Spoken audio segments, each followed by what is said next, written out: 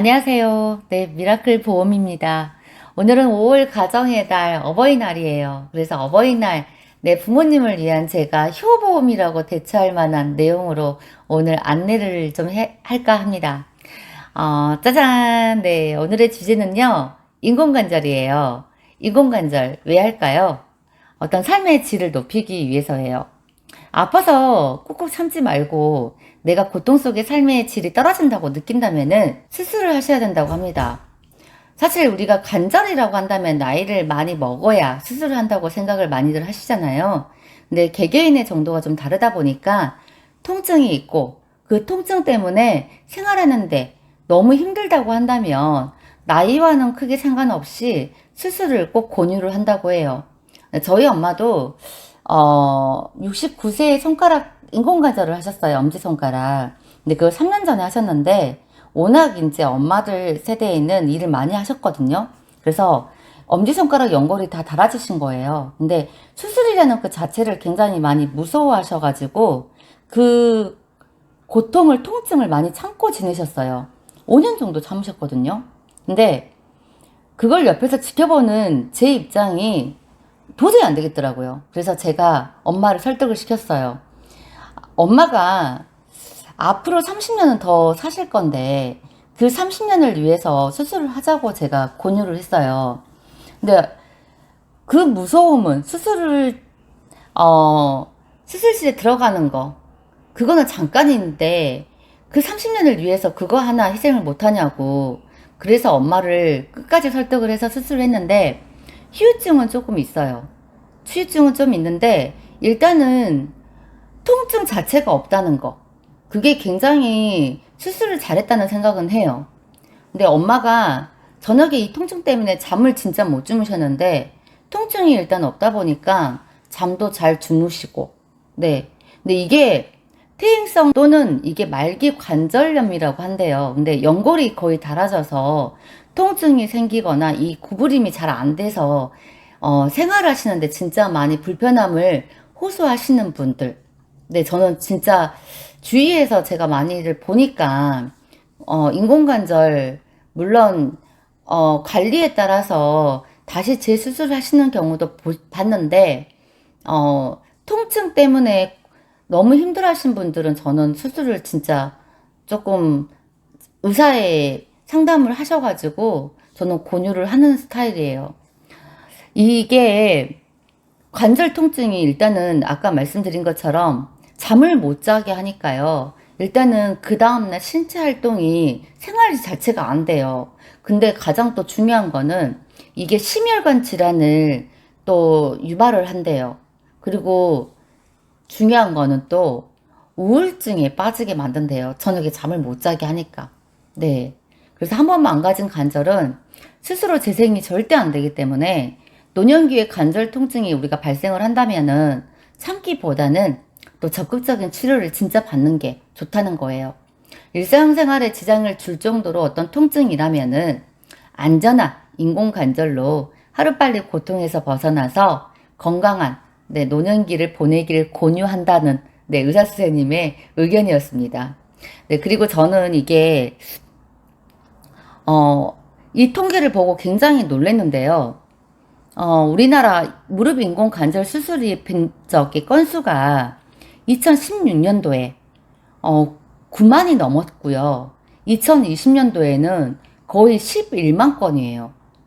이 중에 80세 이상의 환자의 수술 건수는 2016년도에 8,300건, 그리고 2020년도에는 12,541건으로 무려 50%가 늘었대요.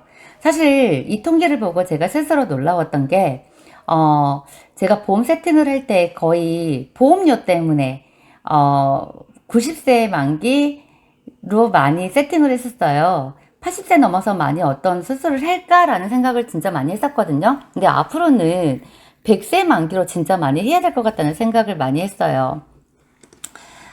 그리고 인공관절. 네, 인공관절. 그리고 또 수술. 수술은, 언제 하는 게 좋을까? 물론 통증이 있을 때 하면 좋겠다고 앞에서 말씀드렸지만은, 수술의 어떤 의학적으로는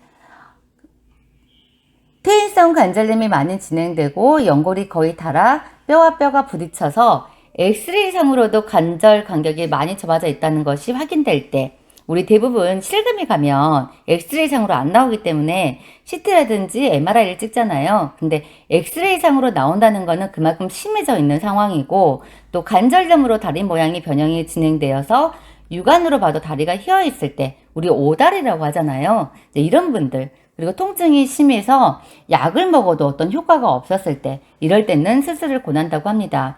그리고 사용 기간은요, 대부분 사람의 정도에 따라 다른데 대부분이 10년에서 15년 정도가 간대요. 그런데 무조건 이 기간이 지나면 재수술을 해야 되느냐, 또 그건 아니래요. 우리가 자동차로 비교를 하면 대부분 자동차를 탔었을 때, 운행을 했었을 때 보통 20만, 30만이 넘었을 때 우리가 폐차를 무조건 하는 건 아니잖아요. 30만 원이 넘어도 어떻게 차를 관리하느냐에 따라서 수명 수명 기간이 결정이 되잖아요. 그런 것처럼 인공관절 또한 내가 어떻게 사용하고 관리를 하느냐에 따라서 그 기간이 결정이 된대요. 네, 그래서 여러분들이 이런 조심히, 네, 함부로 사용하셔는 안 될 것 같아요. 그리고 요즘에는 또 로봇 수술도 많이 시행을 해요. 또 사람하고는 달리 또 정밀하고 어떤 오차가 적어서 수술도 잘 된다는 거. 그리고 또 회복 기간이 굉장히 빠르다고 합니다. 그런데 비용이 좀 비싸다는 거, 단점이 있죠. 제가 오늘 주제로 인공관절 수술비를 말씀드리는 이유는요.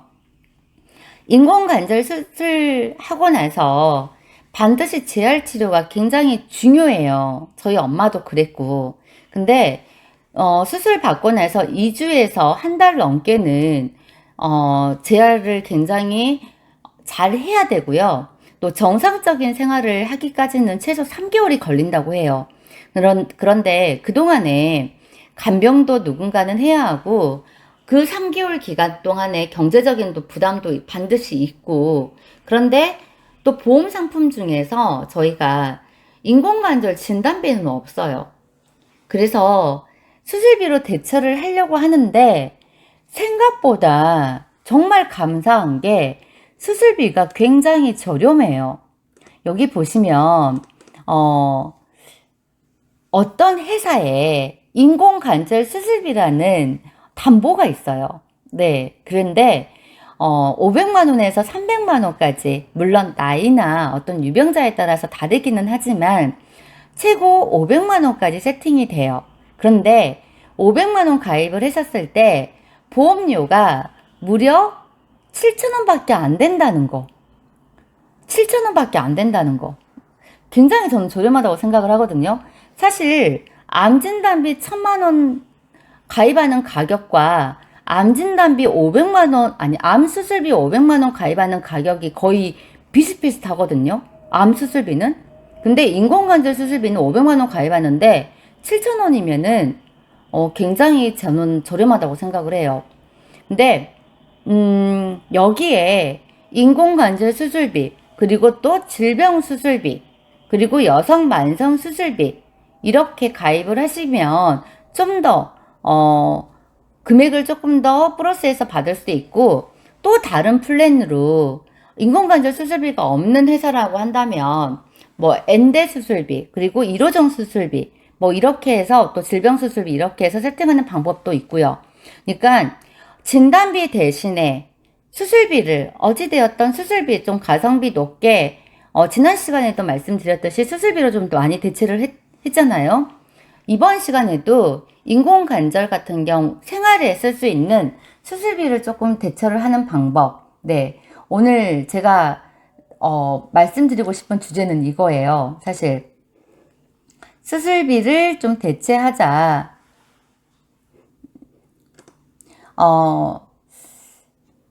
제가 이런 플랜을 짠다는 것은 사실 저의 의견이고요.